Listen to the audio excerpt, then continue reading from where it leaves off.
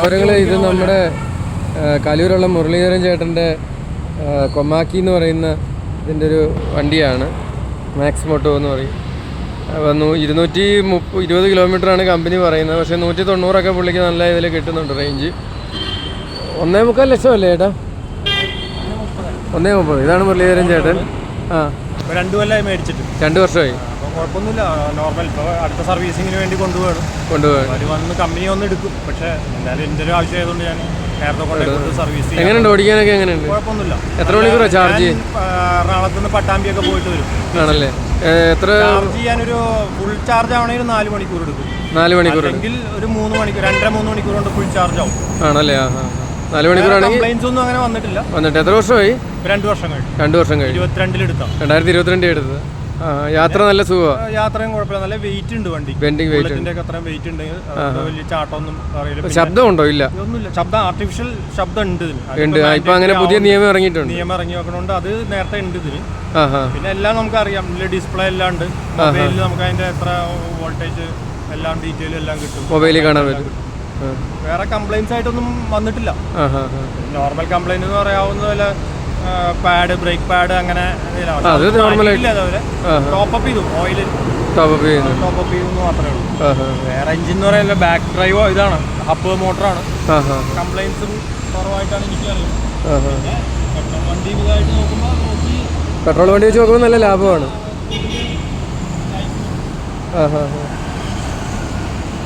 മൊത്തം കവർ ചെയ്ത് വെച്ചിരിക്കുകയാണ്. ആണല്ലേ?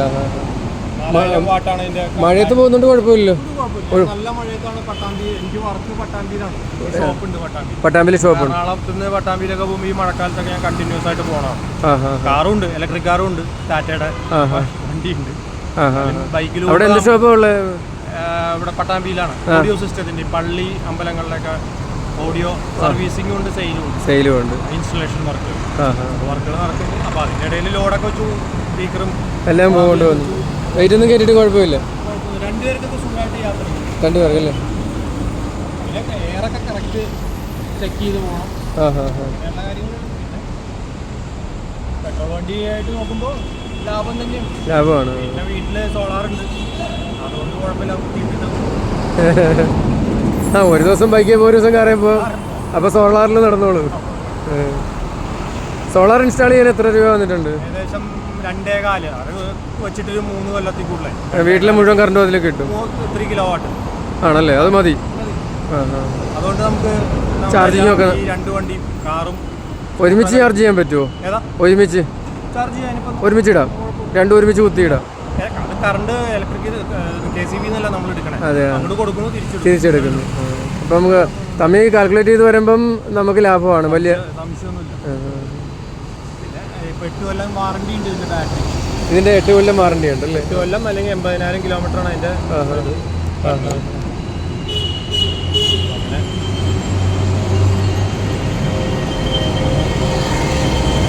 ഓണായി വരാൻ സമയം എടുക്കുമോ? ഇല്ല, ആയി കഴിഞ്ഞു.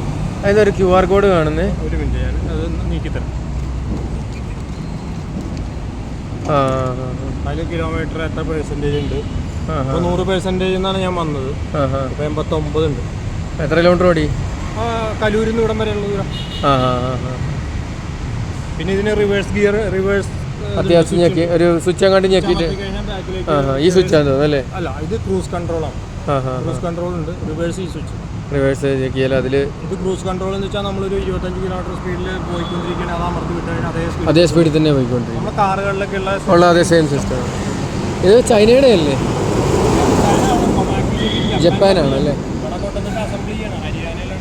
അസംബ്ലി ചെയ്യാണ്. ഓക്കെ ഓക്കെ, വളരെ രസമുണ്ട് കാണാൻ. നല്ല ഒന്ന് സ്റ്റാർട്ട് ചെയ്യാമോ? അതിൻ്റെ ശബ്ദം ഒന്ന് കിട്ടുമെന്നോ? കേട്ടോ,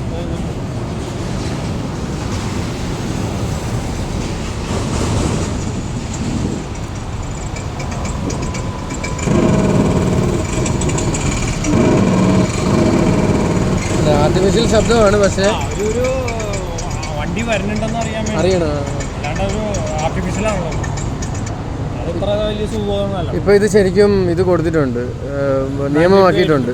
എന്നുവെച്ചാൽ അപകടങ്ങൾ കൂടുന്നെന്നും പറഞ്ഞു. ജാനുവരി 1 തോന്നുന്നു ഇത് വേണമെന്ന് നിർബന്ധമാക്കിയിട്ടുണ്ട്. അപ്പം ഞാൻ നമ്മുടെ ആ ഗഡർ വീണില്ലേ, അതിൻ്റെ ഒരു വീഡിയോ എടുക്കാമെന്ന് വെച്ചിട്ട് അവിടെ ഗഡർ വീണൊരു അപകടം കുറച്ച് മുമ്പിലാണ്. അപ്പോൾ അങ്ങനെ വന്നപ്പോഴാണിത്. ഏതാണ് യൂട്യൂബ്? ഏതാ? എൻ്റെ ജെറു വൈബ്സ് എന്ന് പറയും. Thank you.